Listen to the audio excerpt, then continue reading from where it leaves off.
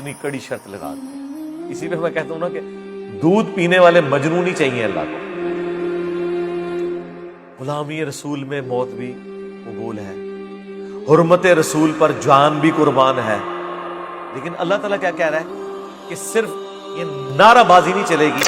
والذین آمنوا بہ, بس جو اس نبی پر ایمان لائے, وعزروہ, اور ان کی عزت کی. عزت یہ نہیں ہے کہ یا رسول اللہ آپ کے لیے جان بھی قربان ہے اور آپ کی جوتی مبارک کا نقش جو ہے وہ میں یہاں پہ لگا لوں گا. عزت یہ ہے کہ دنیا کا بڑے سے بڑا انسان ایک طرف کھڑا ہو اور رسول اللہ کا فرمان دوسری طرف ہو تو آپ نے کسی کی پرواہ نہیں کرنی, ان کو اس عزت میں رکھنا ہے. ہمارے لوگ تو ماں باپ جتنی عزت بھی رسول اللہ کو نہیں دیتے. داڑھی نہیں رکھنے جی, ماں نے اجازت نہیں دی. جماعت سے نماز نہیں پڑھ رہے, وہ ابا جی نہیں گھر سے نکلنے دیتے. اندازہ کریں آپ. تو وہ بخاری اور مسلم کی حدیث کہاں گئی کہ تم میں سے کوئی شخص اس وقت تک مؤمن ہی نہیں ہو سکتا جب تک کہ میں اسے اس کے ماں باپ اولاد سب لوگوں سے بڑھ کر عزیز نہ ہو جاؤں. وہ کدھر چلی گئی؟ اور اس سے بھی بڑھ کے سورہ توبہ کی آیت نمبر 24 کہاں چلی گئی, جس میں اللہ تعالیٰ نے دنیا کی 8 چیزیں گنوائی ہیں. کاروبار زندگی اور جو کچھ جوڑا ہوا ہے اور جتنی رشتہ داریاں ہیں, ایک ایک چیز اللہ نے گنوا کے کہا اگر یہ تمام چیزیں تمہیں عزیز ہیں نا, اللہ اور اس کے رسول اور آخرت کے اعتبار سے دنیا میں جو کوشش کرنا ہے جہاد یا قتال, اس سے بڑھ کے اگر وہ دنیا کی 8 چیزیں تمہیں عزیز ہیں تو پھر اللہ کے عذاب کا انتظار کرو. کتنا کریٹیکل معاملہ ہے. اب اللہ تعالیٰ کیا فرما رہا ہے, ایمان لاؤ اس رسول کے اوپر, عزت کرو. وَنَصَرُوا, صرف عزت نہیں کرنی, ان کی مدد کرنی. اب رسول اللہ کی مدد کرنا کیا ہے؟ نبی علیہ السلام نے کوئی دنیاوی طور پر کوئی کاروبار تو اسٹیبلش نہیں کیا کہ جس کی برانچز آپ نے پوری دنیا میں کھولنی ہے.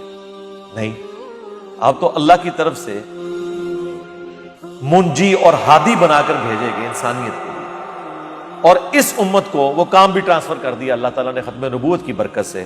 کنتم خیر امت اخرجت للناس تأمرون بالمعروف وتنہون عن المنکر وتؤمنون باللہ. تم بہترین امت ہو جو لوگوں کے نفع کے لیے نکالی گئی, لوگوں کو نیکی کی طرف بلاتے ہو, برائی سے روکتے ہو, اور اللہ پر ایمان لاتے ہو جیسا کہ ایمان لانے کا حق ہے. اچھا, ایمان تیسرے نمبر پہ ذکر ہوا ہے. کیوں؟ ایمان اللہ پر وہی صحیح معنوں میں لایا ہوا ہے کہ جو نیکی کی طرف بلائے اور برائی سے روکے. اللہ کے لیے اس کے اندر پھر حمیت ہو, لوگوں کو نیکی کی طرف بلائے اور برائی کی طرف. یہ وہ کام ہے جو ختم نبوت کا ہے. ایک ختم نبوت کا کام پاکستان میں ہو رہا ہے کہ جیڑا بھی ویلا ہے نا وہ کہنا میں ختم نبوت کا کام کر رہا ہوں. ایک وہ ختم نبوت کا کام ہے.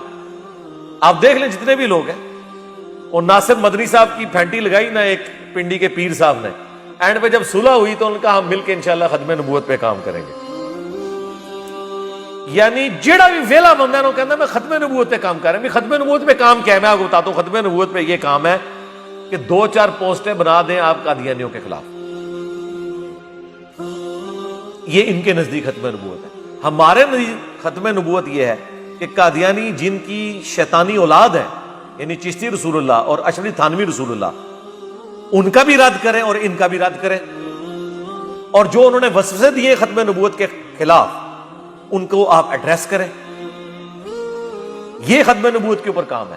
اور رسول اللہ کی ختم نبوت کی برکت سے جو دین کا کام آپ کو ٹرانسفر ہوا ہے وہ آپ نے آگے لے کے جانا ہے. کافروں تک تبلیغ کرنی ہے وہ الگ سے, مسلمانوں کو الگ سے تبلیغ کرنی ہے. یہ ختم نبوت یہ سمجھ رہے ہیں کہ اپنے بابوں کی آپ نے تبلیغ کرنی ہے, یا آپ کچھ بھی نہیں کر رہے تو آپ یہ تو کہہ سکتے ہیں میں ختم نبوت پہ کام کر رہا ہوں. اس کی وجہ یہ ہے کہ ختم نبوت پہ کام پاکستان, انڈیا, بنگلہ دیش کے اندر یہ ہے کہ زندگی میں کبھی نہ کبھی میں نے کہا ہوگا کہ قادیانی کافر ہے. بس میں نے اب ختم نبوت کا حق ادا کر لیا.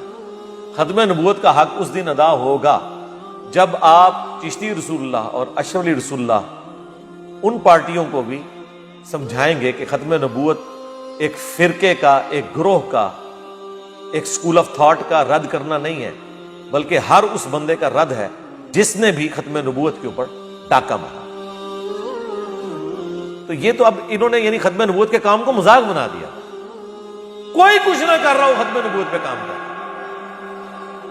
یہ کون سی ختم نبوت کے اوپر کام ہو رہا ہے؟ اللہ تعالیٰ فرما رہا ہے ختم نبوت پہ کام یہ ہے کہ رسول اللہ کی عزت کرنی ہے، وَنَصَرُوا، اور ان کی مدد کرنی ہے، وَاتَّبَعُوا النُّورَ الَّذِي أُنزِلَ مَعَهُ، اور پیروی کرنی ہے اس نور کی، قرآن کی، جو ان کے ساتھ نازل ہوا۔ یہ تو سب سے مشکل کام ہے ختم نبوت کے حوالے سے، کہ قرآن کی پیروی کرنی ہے۔ کیوں؟ یہاں کا مولوی کہتا ہے قرآن حدیث ڈائریکٹ نہ پڑھنا، گمراہ ہو جاؤ گے، یہی کہتے ہیں نا، اور کہتے تو ٹھیک ہی ہیں، ان کی نظر میں تو گمراہ ہو بھی جاتے ہیں۔ سورۃ الاعراف کی ہم نے آیات کور کی ہے نا، کہ جب کسی کا گیئر الٹا لگ جائے اسے ہدایت کا راستہ گمراہی کا راستہ نظر آتا ہے، گمراہی کا راستہ ہدایت کا راستہ نظر آتا ہے، اس لیے وہ منع کرتے ہیں۔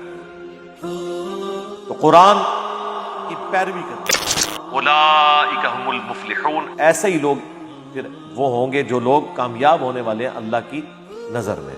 اللہم اجعلنا منہم مع النبیین والصدیقین والشہداء والصالحین، آمین۔